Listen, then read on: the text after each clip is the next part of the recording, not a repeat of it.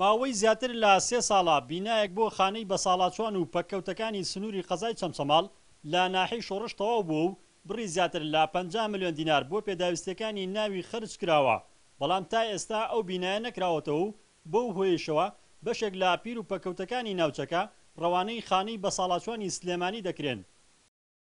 چەندین جار نووسرامان ئاڕاستی سەر خۆمان کردووە بە مەبەستی دامینکردنی فەرمانبەر و ستافی تەواو بۆ کردنەوەی خانەیە، بەڵام تا ئێستا هیچمان بۆ نەکراوە. چەندین هاوڵاتی هەبووە کە پێویستی بۆ بچێتە خانەی بە ساڵاتچوان و خزمەت بکرێت، بەڵام بەهۆی نەبوونی خانەی بە ساڵاتچوان لەم سنوورەدا ناچار بووینە ڕەوانەی شاری سلێمانی یاخود هەولێران بکەین بۆ خزمەتکردن. نەکردنەوەی خانەی بە ساڵاتچوانی شۆڕش لە کاتێکدایە بە سەدان هاوڵاتی پیر و پەککەوتە لە سنووری قەزاکەدان و بێ سەرپەرشتن.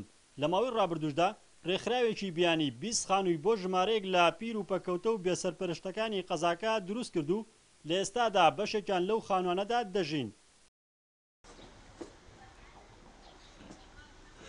وڵا دوو کەسین وڵا خۆمان خشەخشیەکەین تا ئیسە کێنانە پیاوە چای بۆ خۆمانەکەن نان ئەسەنین و نان ئەسەنین و بەتر وڵا چی بکەین.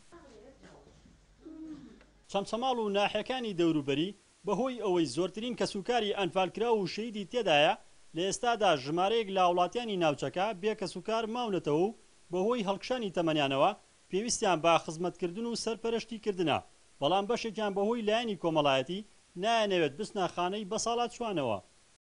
وەڵای خوا خزمەتمانەکە بەخوا کەس خزمەتمانە ئەوە داواکەمە بەخوا ئەوە کچەکەم لایەتی ئەوە خۆیە زانی ئەوە ئیسانانی بۆمان کردە هاودێتی. بەپێی ئامارەکان لە سنووری قەزای چەمچەماڵ نزیکەی 600 هاوڵاتی وەک بە تەمەن و پیر و بە ساڵاتچوون ناویان تۆمار کراوە. ئەگەر ئەو خانەی بە ساڵاتچوانش بکرێتەوە ئەوە ڕێژەیەکی زۆر هاوڵاتی بە تەمەنی سنوورەکە لێی سوودمەند دەبن. ڕزگار جەبارێن ئارتی چەمچەماڵ.